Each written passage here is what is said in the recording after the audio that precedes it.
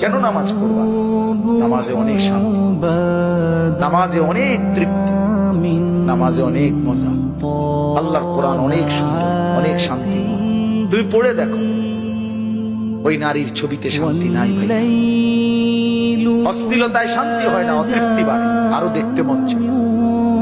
তাইলে তো তৃপ্তি হলো, তাইলে তো তৃপ্তি হলো। স্বামী স্ত্রী তো তৃপ্তি হয় হালাল ভাবে, কিন্তু অসভ্যতা জিনা ব্যভিচারে তৃপ্তি হয় না। ওই জানোয়ারের ক্ষুধা আরো বাড়ে, যৌন ক্ষুধা। ওই জানোয়ার একসময় কুত্তার মতো হয়, শুয়োরের মতো হয়। ব্যভিচারী অসভ্য নারী লোভী একদিন কুকুরের মতো হয়ে যায়। ইন তাহমিল আলাইহি ইয়ালহাস, এরপরে কি আও তাতরুকহু ইয়ালহাস। জানেন না এর অর্থ মিয়া কি, বুঝবেন না না। আল্লাহ তাআলা বলছে কুত্তার স্বভাব, ফামাসালুহু কামাসালিল কালব, এই কালব তো কুত্তা।